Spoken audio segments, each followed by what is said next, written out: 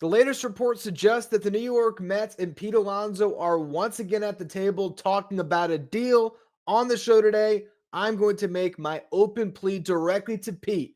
Take control of your career and sign a deal to come on home.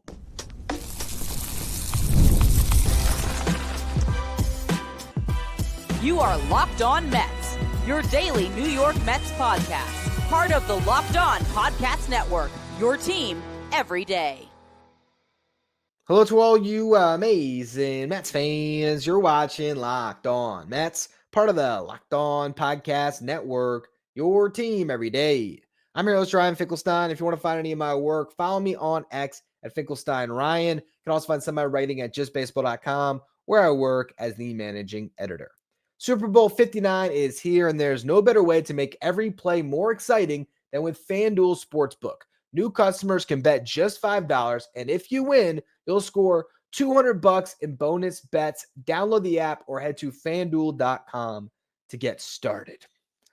On today's show, I am planning to give Pete Alonso my open plea to come to his senses and take charge of these negotiations. And I'm going to save that for the second segment. But before I talk directly to Pete Alonso, I want to give you all the latest on the negotiations because we did learn some things today.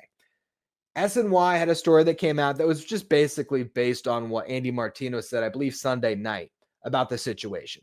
And what Martino said is the final offer the Mets put forward to Pete Alonso is going to be tough to beat. The Blue Jays are not likely to top that offer. He talks about the deferred money. He says, 3 years additional deferred money. The net present value of that contract is $70 million. And there was more deferred money on that. He talks about the Santander contract, which was in the 60s, is what he says, after the deferred money. If you look at the Anthony Santander contract, it does give us a lot of insight into where the Mets probably are with Pete Alonso and also why the Blue Jays are not likely to sign Pete Alonso. The Anthony Santander contract, 5-year deal, $92.5 million, $62 million deferred, gets the net present day value, what is calculated for the luxury tax, at $68.5 million, $13.7 million per year. That's a 5-year deal. So they got that luxury tax hit low enough that they are able to avoid that second threshold. So they're a luxury tax team, but you start to get taxed more and more with each threshold that you clear. And by signing Anthony Santander to this contract, a team that has been tax conscious throughout forever, which I talked about on this show already, it allowed them that flexibility to sort of wait and decide if they can make another signing that's worth it to clear the next threshold. They could clear it for Pete, but these thresholds, typically, $20 million between each threshold. So if Pete Alonso got a contract that was a similar value as Santander, a $90 million deal with a net present day value that was right in that $70 million line, which is what I think the Mets have offered to Pete, that would be another threshold cleared. So as Andy Martino comes out and says the Blue Jays are not likely to top the offer, it's just more confirmation bias for me that what I've been saying on this show is where we are. And to break that down a little bit further, I had Christopher Soto. You can find him on Twitter. Let me get his exact handle because I do appreciate that he does a little bit of accounting math for me from time to time. You can find him on Twitter at SotoC803. And he is an accountant that is able to calculate the net present value. So I asked him, I said, look, I think that the Boris ask has been around $90 million, right? That would set the mark. If it was a little bit over that, actually, it would set the mark for the most money per year that a first baseman has ever gotten. It makes sense. That number has been floated out there. Why would Steve Cohen be so upset about how these negotiations have gone? If he met the total value that Scott Boras was asking for, but wanted a bunch of deferred money so that the Mets could save a bunch of money on the tax and they could get that dollar amount of Pete Alonso's value right where his front office is telling him it should be. I imagine David Stearns computed the numbers and said, we think Pete Alonso is worth 3 years, $70 million. That is a $10 million bump over what Christian Walker got on a 3-year deal. Pete Alonso, more star power, important to the franchise. Good deal.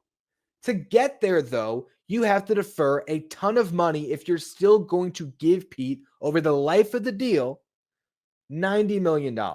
So if the goal is, hey, we're going to give Pete every dollar that you're asking for, but do us a favor, let's structure this so I don't get killed on luxury tax. Here is what it would look like. So this would be a 3-year, $90 million deal with the present day value of $69,532,864. Average annual value comes out to $23,177,000 and change. Okay, so this is all the math that Christopher Soto did for me. That money would be deferred. It would start to kick in 2035. So it's deferred 10 years. And basically how this would work is Pete Alonso would earn a salary of $10 million per year for 2025, 2026, and 2027, with $20 million deferred each year. And those deferrals would be paid out in $10 million increments over a 6-year span. So he gets his $90 million, but he's not paid out until 2040 is when all the money would be paid to Pete Alonso. In 2040, Scott Boras would be 90? No. 40, 88? 88 years old. So you'd understand why Scott Boras doesn't like that deal. And he's telling Pete, you don't want deferred money. Why would you want deferred money? You're only going to make $30 million across the first 3 years of the deal. If the Mets structure had a signing bonus, he's making even less money over the first 3 years of the deal. And he's waiting until 2035 to get a significant portion of his salary. I do understand why this isn't as attractive of an offer, clearly, as a straight deal would be, but also just in general, if you're coming off the heels of what you turned down on the contract extension and everything else, it's not how you thought your free agency would go. But from a Mets perspective, you are meeting their ask. And I actually caught something that I hadn't seen before that was in a store from The Athletic from Will Salmon, and it was talking about where the Mets were at a certain point. And he said in that story that the Mets were willing to go beyond the $70 million on a straight deal, a deal that does not have deferred money. So that tells me that if it was just a 3-year deal, the Mets might have been willing to go to $25 million per potentially. Now, the opt-outs and all that stuff, we're going to talk about what a contract should land on in the final segment. I'm going to give you my last pitch on what these two sides should do. They need to get in a room and hammer something out, and I'll tell you what I think is fair for both sides, where the Mets had to make some concessions and Pete Alonso and Scott Boras had to make concessions. But the bottom line is this. At this point, the dispute is on the deferred money. I believe that wholeheartedly. And I keep on seeing all this stuff because Evan Roberts on his show made a comment that people, take a little detail and they think that is the stupidest thing ever and they run with it. And that's what Evan Roberts did. He heard from somewhere, he was at Amazing Day, a lot of people are talking. He heard that the Pete Alonso contract structure would have included buyouts on the opt-outs. Why in the world would the New York Mets pay a buyout on an opt-out? He's choosing to opt out after a great year and you got to give him more money. The Cody Bellinger contract is what they were probably following. And let's just say it was that contract to a T. I think that Boras was probably pushing for more money, but I digress on that. Let's say it actually was 3 years, $80 million. And the deferred money wasn't as extreme to get it to that 70. Fine.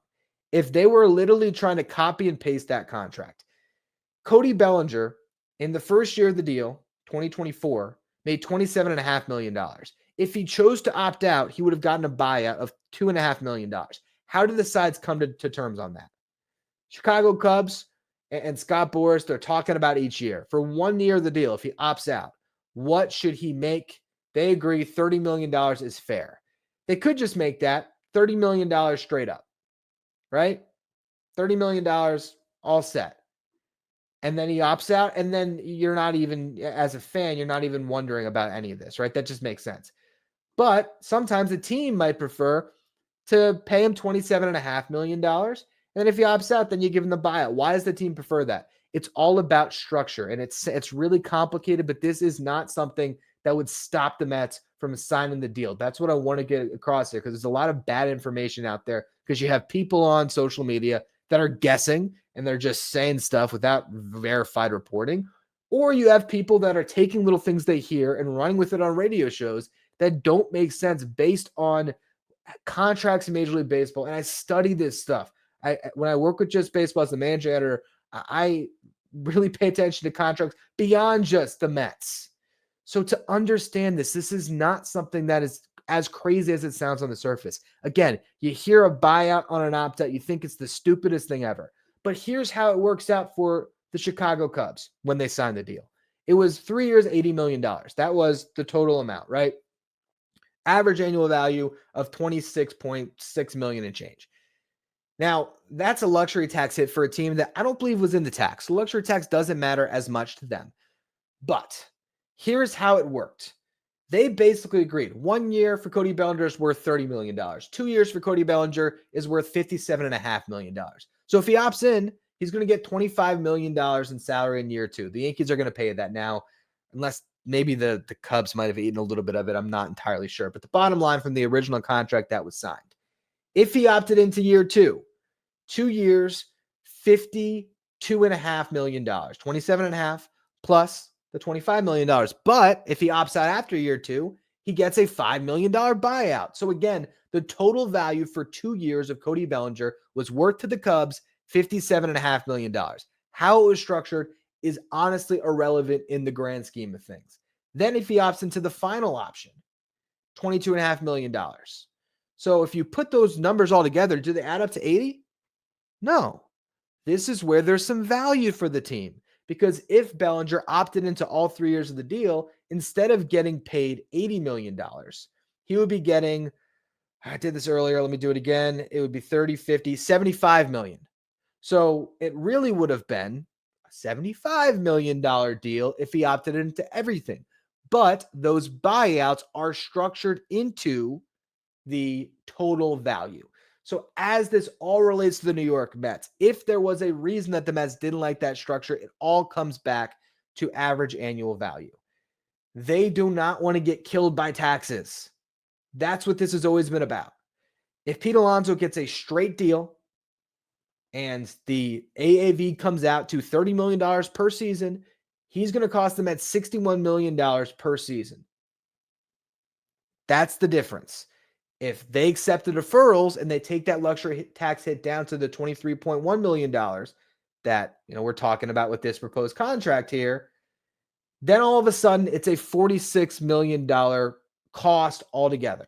Now, that's not accounting for the money on the back end, but for the first 3 years of the deal, that is what you're paying when it comes to his salary plus the luxury tax hits. And I don't think Cohen cares at all about taking care of Pete Alonso on the back end with deferred money, because he's not getting penalized on that in 2035.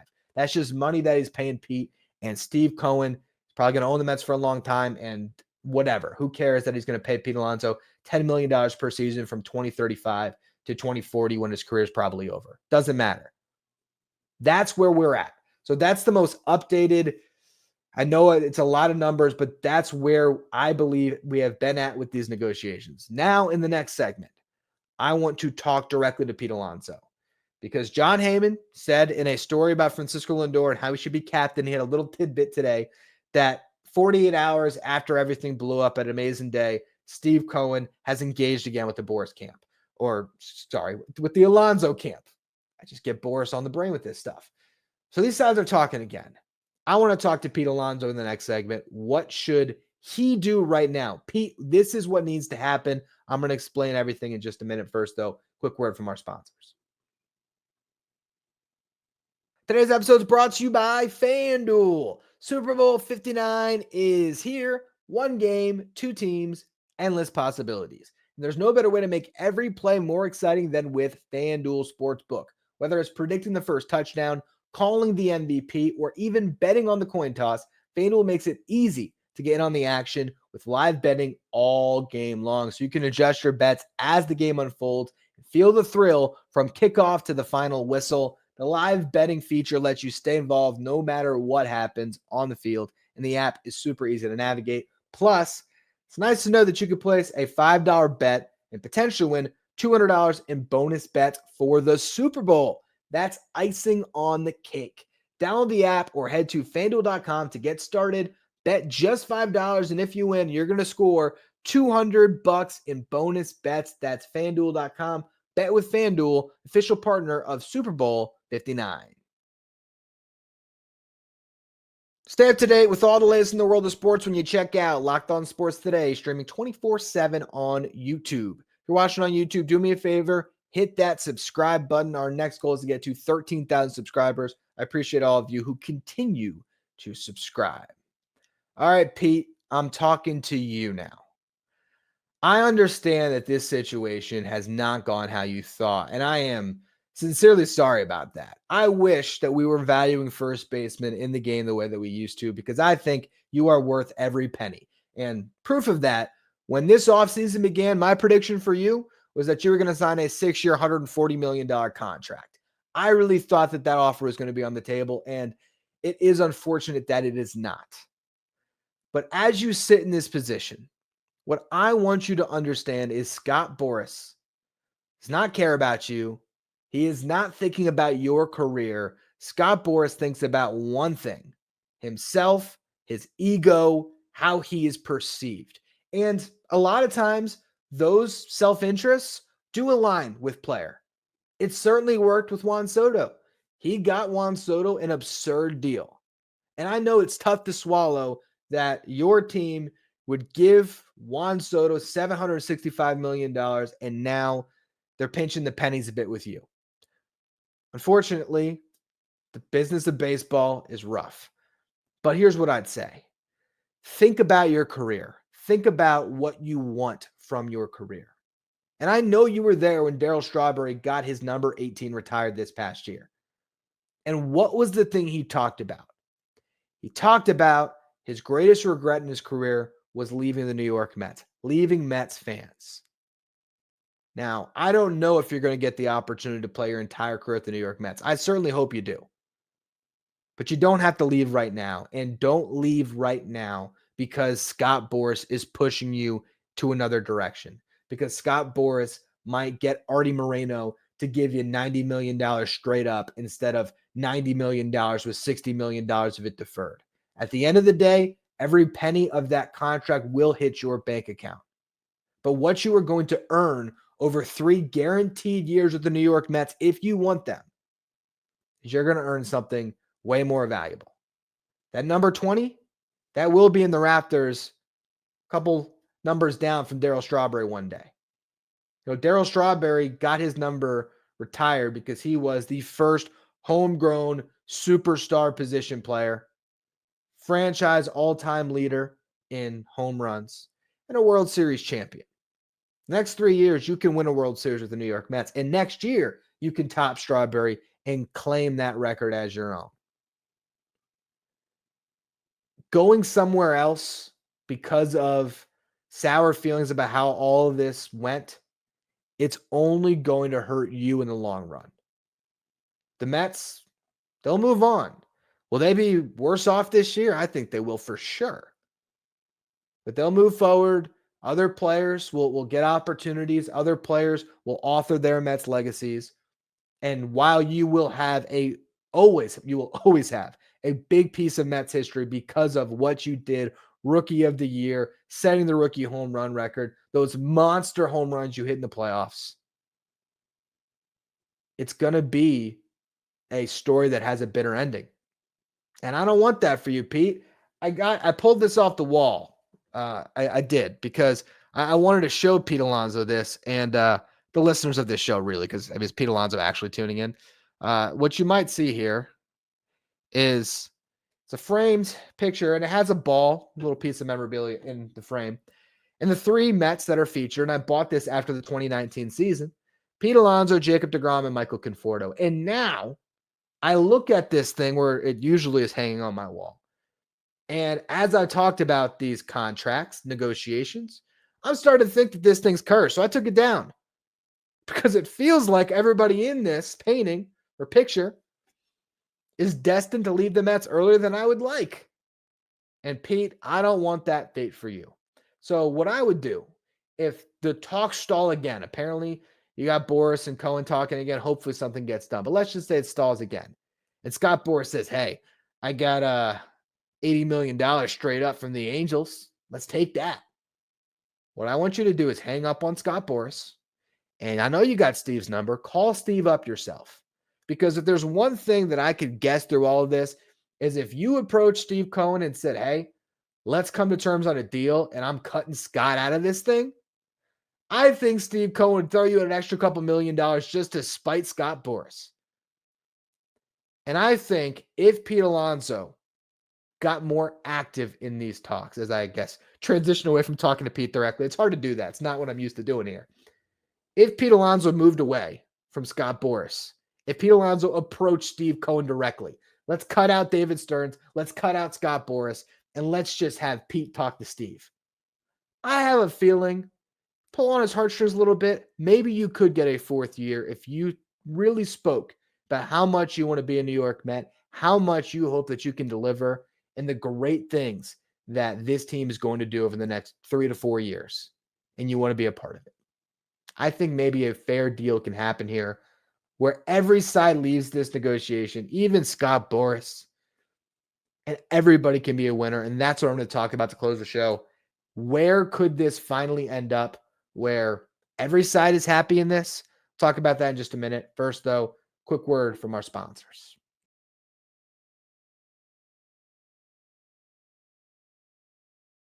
If you're an everyday listener to the show, make sure to become a Locked On Mets Insider. This is our texting service where you get updates from me anytime news breaks in the Mets. You can ask me questions anytime. You can also take part in our Locked On Mets signed photo giveaways. If you want to be a Locked On Mets Insider, find the link in the episode description. Go to subtext.com/LockedOnMets. So, what is a fair deal for both sides? And you could say the one that's already on the table. And I don't necessarily disagree with you. With there not being a real market for Pete Alonso, with other teams right now, the Mets had the best offer. And if Andy Martino is saying that no team is really going to be able to top it, well, then they don't have to move. But I will say that Pete Alonso taking his prime years, his next 3 seasons, and only earning $30 million for them until 2035, if that structure holds true, and that really is what's on the table, I don't know. It could be $80 million in total value for all I know, with deferrals that are less because it's not having to get to that extreme, right? Maybe the Mets never got all the way up to 90 million. I don't know. But if they did, if the ask was 90, the Mets came back with 90, but a ton of money deferred. That is a significant sacrifice for Pete Alonso to make. Sure, you'd say, well, he gets the $90 million any way you slice it if that's the case. And we're not going to feel bad for a multimillionaire. I get it. At the same time, he is taking a deal that helps the New York Mets contend now, that helps them continue to form a roster around Juan Soto, Francisco Lindor, and himself, and Brandon Nimmo, and Edwin Diaz, and all these guys that are getting paid. By taking a deal that pays him out with a ton of deferrals at a $23 million AAV instead of a $30 million AAV, that is a bit of a sacrifice. What I think Pete should try to do here, or what Boris should try to do, or what Cohen should try to get across, and maybe this has been part of the breakdown. Maybe the Mets have offered deals beyond the 3 years. But I think they should try to change the structure of this thing and push it away from just a 3-year deal. And I get the Mets don't want to go to 5. I would go to 5 for Pete Alonso. Heck, at the beginning of the offseason, I thought they'd go to 6 years for him. I get that's not happening now. But if the Mets don't want to see Pete sign this contract, have an amazing season, and opt out after year 1, if that's one of the hangups. If one of the hangups for Pete is the deferred money, well, how about you structure something close to what we saw with Anthony Santander as far as giving him long-term security, or at least longer-term security? So maybe it is a 4-year deal with an opt-out after year 2.